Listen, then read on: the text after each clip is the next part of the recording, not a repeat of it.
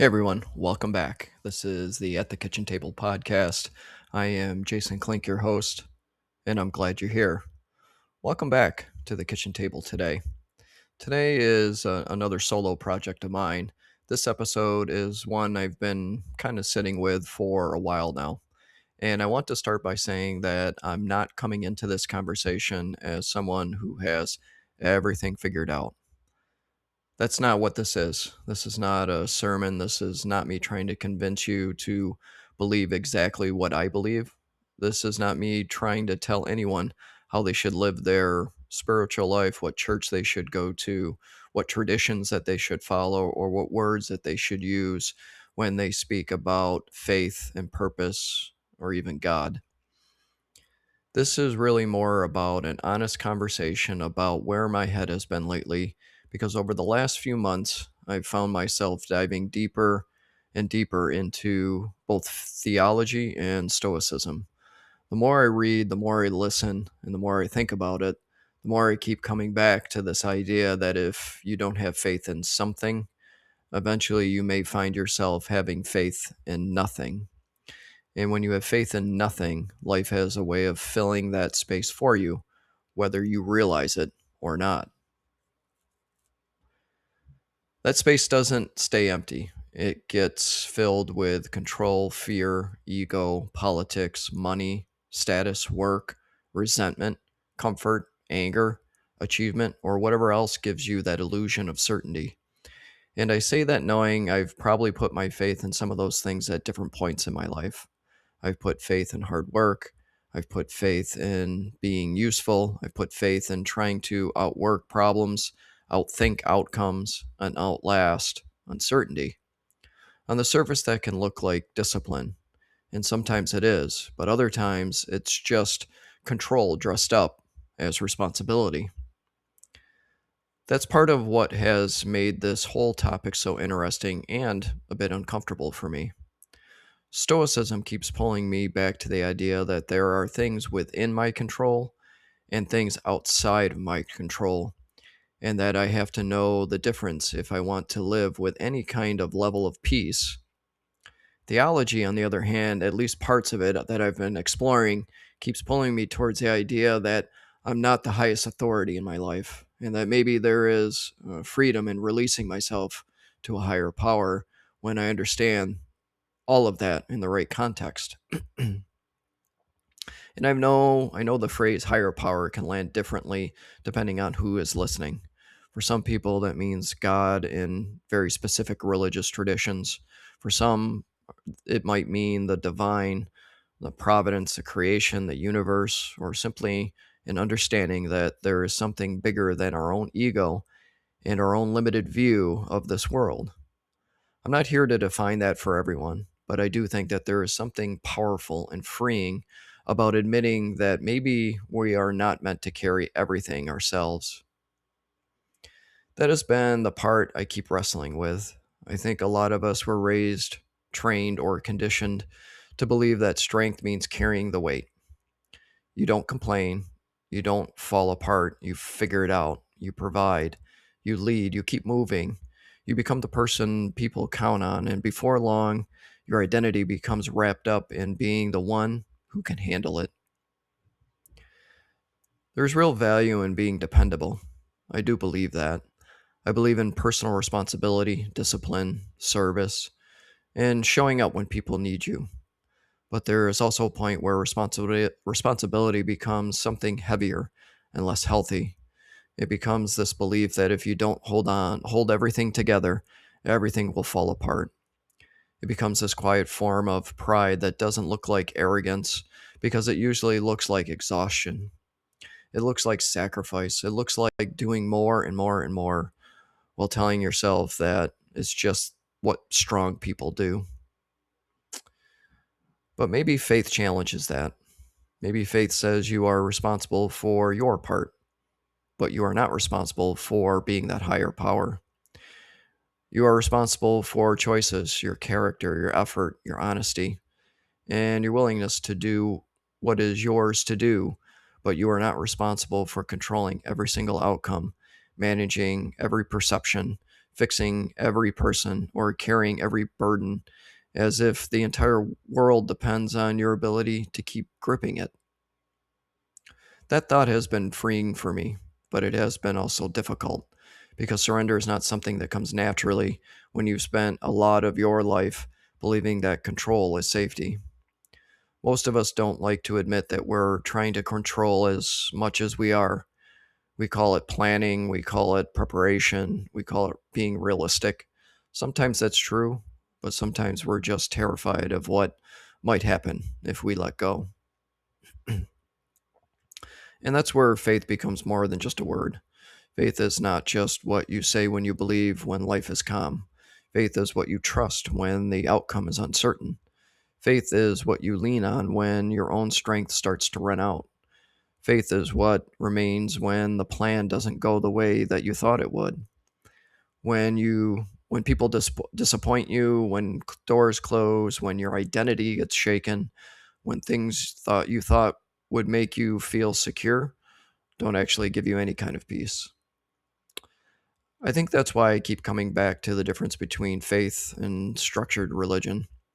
And I want to be real careful here because I know this can be very personal for people close to me. There are a lot of people who have found real community, healing, direction, and purpose through organized religion. There are people whose faith communities have helped them become more compassionate, more disciplined, more grounded, and more connected to something greater than themselves. I respect that, and I don't ever want to dismiss that. At the same time, I have to be honest about where I am in my own thinking. The more I learn, the more I sometimes find structured religion to be more about power and control than it is about faith building. That's just my opinion. I'm not saying every church or every religious leader, every tradition, or every institution operates that way, because that would be unfair and lazy. But I do think whenever human beings build institutions around sacred things, there's always a risk that the institution starts protecting itself more than it protects the people it was supposed to serve. That isn't just a religious issue. That happens everywhere. It happens in government, it happens in business, it happens even in public safety, where I come from. It happens inside organizations that started with good intentions and eventually become more concerned with authority, loyalty, image, and self preservation more than being of service to the community. So when I look at structured religion through that lens, I find myself asking whether the structure is helping people build faith or whether it's simply demanding compliance. There's a difference between faith and fear. There's a difference between humility and submission to someone else's ego. There's a difference between reverence and control. There's a difference between spiritual discipline and manipulation. There's a difference between being challenged to grow and being conditioned not to question. That distinction matters to me because I think a lot of people have walked away from faith when they were really kind of walking away from what was being controlled. They weren't rejecting God as much as they were rejecting shame, performance, fear, hypocrisy, or an institution that made them feel smaller instead of helping them become more honest, more compassionate, and more whole. And if that's your story, I don't think that means you are faithless. It may mean you're trying to separate what is real from what was handed to you. That process can be messy. It can make you feel like you're losing your foundation, even if what you're really doing is clearing away something that was never strong enough to hold you in the first place. But the danger is that once we reject a structure that felt controlling, we can drift into having no structure at all. We can mistake freedom for the absence of any responsibility, any discipline, any humility, or any connection to something larger than ourselves. I don't think human beings do well with nothing. We may not need rigid control, but we do need orientation. We need some kind of true north. We need something that tells us what matters when emotions are loud, when cultures shift, when life gets hard, and when your own desires start pulling us in different directions. I think that's where Stoicism has been helpful to me. It doesn't ask me to pretend life is easy. It doesn't tell me that I can control everything if I just think positively enough. It tells me to focus on my character, my choices, my discipline, my courage, my honesty, and my response. It tells me that I don't get to control what other people do, what other people think, or how every outcome unfolds. I only get to control whether I act with integrity in the middle of it all. Then faith adds another layer. Faith says that even my best effort is not the highest power in the room. Faith asks me to live with humility. Faith asks me to surrender the illusion that I can manage every outcome if I just grip tightly enough. Faith asks me to trust that there may be wisdom, an order, a grace, or a presence beyond what I can fully understand. To me, that's where Stoicism and theology start to meet in a practical way. Do what is yours to do and release what was never in your control. That sounds simple, but if we actually live that way, I think many of us would experience a level of peace we've been trying to manufacture through control. Think about how often we carry things that are not actually ours to carry. We carry how someone else responds. We carry whether people understand us. We carry whether our kids make every choice we wish they would make. We carry whether our career unfolds exactly the way we had planned. We carry whether the business works, whether the relationship heals, whether the risk pays off, whether the door opens, or whether other people approve. And again, I'm not saying we shouldn't care. Caring is human. Responsibility is real. Leadership matters. Relationships matter. Outcomes matter. But there's a difference between caring and believing you are the source of everything. There's a difference between doing your part and trying to play God with the rest of it. That's where surrender can feel so freeing. It doesn't mean you stop acting, it means you stop worshiping the outcome. You still show up, you still do the work, you still make the call, you still have the hard conversation, you still apologize when you need to, you still build what you feel called to build. You still serve, you still take the risk, but you stop making your peace dependent on whether everything turns out exactly the way you had wanted. Because if peace depends on control, we're never going to be at peace. There will always be another problem, another uncertainty, another bill, another diagnosis, another conflict, another deadline, another opinion, another person who completely misunderstands us, another situation where we don't know how it's going to play out. But if peace can come from faith, trust, surrender, and doing what is ours to do, then maybe peace becomes possible even when life is unresolved. That is the part I'm trying to understand more deeply, not perfectly, not in a way where I can wrap it up in a clean little answer, but in a way that actually changes how I move throughout each and every day. I think a lot of us struggle with faith because faith requires us to admit limitation. It requires us to admit that intellect alone may not be enough, that hard work alone may not be enough, that strategy alone may not be enough, that being tough alone may not be enough. And for people who have built their identity around being capable, useful, productive, and dependable, admitting limitation can feel like weakness. But maybe it isn't weakness. Maybe it is maturity. Maybe maturity is realizing that you can be responsible without pretending to be in control of everything. Maybe maturity is realizing that surrender is not quitting. Maybe maturity is realizing that doubt doesn't disqualify faith, because if there were no uncertainty, it wouldn't really be faith at all. That's another thing I've been thinking about. We often talk about faith as if it means certainty, Like people with faith never question, never wrestle, never feel lost, never wonder if they're seeing things clearly. I don't think that's true. At least that's not the kind of faith that feels real to me. Real faith might include wrestling, it might include honest questions, it might include seasons of frustration. It might include moments where you are trying to believe, but you are also tired and disappointed or confused. The problem is that some structures don't know what to do with doubt. They treat questions like a rebellion. They treat uncertainty like weakness. They want clean answers because clean answers are an easier way to manage than an honest searching. But I wonder if honest searching is actually where faith starts to become real.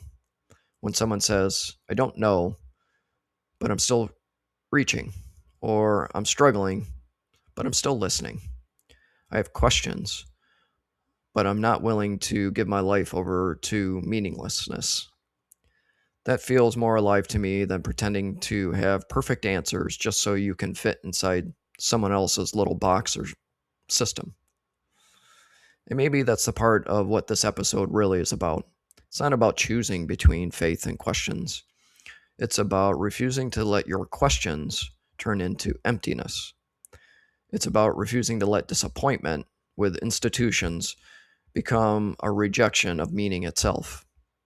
It's about asking whether the thing you've been handed is actually helping you build your faith or whether it's simply demanding control over you. I think you can question structured religion and still seek God. I think you can be skeptical of power and still be open to the sacred. I think you can reject manipulation and still embrace faith. I think you can study Stoicism and theology without needing to turn to either one into a personality or a performance. I think you could admit you don't have all the answers and still live with conviction. Maybe that is actually the point. Maybe faith is not about having every answer locked down. Maybe faith is about choosing where to place your trust while you continue to seek, learn, question, grow, and surrender. So the question I keep asking myself is not just, do I believe in something? The deeper question is, what am I actually putting my faith in? Because what we say we believe and what we actually trust under pressure are not always the same thing. When life gets heavy, do we trust control? Do we trust money? Do we trust approval? Do we trust anger? Do we trust staying busy? Do we trust being needed? Do we trust our ability to outwork every problem? Do we trust a title, a role, a reputation, a relationship, a political identity, a professional identity, or the image we've built for other people? If that thing disappeared, what would be left? That's not an easy question, and I don't ask it like I'm standing outside of it. I ask it because I've had to ask it of myself. There have been many times I thought I was being disciplined when I was really trying to control the outcomes. There have been many times I thought I was being responsible when I was really refusing to trust. There have been times I confused being needed with being grounded. Maybe you've been there too. Maybe you're there right now. Maybe something in your life has been forcing you to confront the fact that what used to carry you doesn't carry you anymore. Maybe the old structure doesn't fit. Maybe the old answers feel too small. Maybe the old version of success doesn't satisfy you in the way that it once did. Maybe you're realizing you just don't need a better plan. You need a deeper foundation. That is where faith starts to matter. Without faith, it's something deeper than our current circumstances. Every win fades too quickly, and every setback feels too final. Every opinion shakes us. Every uncertainty threatens us. Every failure becomes an identity crisis. Every success becomes something we have to protect. That is an exhausting way to live. Faith doesn't remove hardship, but it does, or it can, give hardship context. It can remind us that pain is not always pointless, that waiting is not always wasted, that failure is not always final, and that we are allowed to be unfinished. That last part has been important for me to think about because we live in a world where everyone is supposed to have a clear take, a clear brand, a clear opinion, a clear identity, and a clear answer for everything. But maybe we're allowed to be unfinished. Maybe we're allowed to still be learning. Maybe we're allowed to still be wrestling with the things that truly matter. You don't have to perfect theology to begin seeking. You don't have to perfect discipline to begin practicing. You don't have to perfect certainty to begin trusting. You don't have to have a clean past to begin moving forward towards something better. Faith is not about pretending to be complete. It may be about finally admitting that you are not complete on your own. That admission can feel uncomfortable, but it can also be the beginning of peace. Because once you admit that you are not meant to be the highest power in your own life, you can begin to loosen your grip on things that you were never meant to carry. You can begin to care without controlling. You can begin to build without worshiping what you're building. You can begin to lead without believing you are the source of everything. You can begin to fail without deciding your life has no meaning. You can begin to succeed without turning success into your God. That is a different kind of freedom. It's not careless freedom. It's not freedom without responsibility. It is freedom of knowing that you can be deeply committed without being consumed. You can be serious about your life without pretending you control every piece of it. You can work hard without making your work your identity. You can love people without carrying every decision they make. You can pursue goals without letting those goals become the measure of your entire worth. I think that matters because many of us turn good things into ultimate things. Work is good, service is good, leadership is good, family is good, discipline is good, building something meaningful is good. But when good things become ultimate things, they start taking more from us than they were ever supposed to take. They start demanding our peace, our identity, our presence, and sometimes even our soul.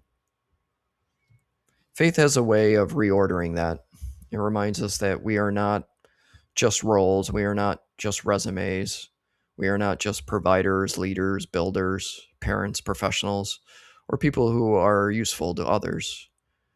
We are human beings trying to make a sense of what life that is beautiful, painful, confusing, sacred, unpredictable, and short all at the same time. And if we don't have faith in something deeper than the circumstances of the day, then the circumstances of the day become our religion. When life is good, we feel worthy. When life is hard, we feel abandoned. When people approve us, we feel secure. When people reject us, we feel empty. When the plan works, we feel like we matter. When the plan fails, we feel like everything is falling apart. I don't want to live that way. I don't think most of us do. But we can drift into that kind of life without realizing it, especially when we never stop long enough to ask what we are actually trusting. So, this episode is really an invitation. Not an invitation to have everything figured out, and not an invitation to accept someone else's structure without questioning it. It's an invitation to ask better questions. What is worthy of my faith? What have I been trusting that cannot actually carry me? Where have I confused control with strength? Where have I mistaken structure for faith? Where have I rejected faith because I was really rejecting control? Where do I need to take responsibility?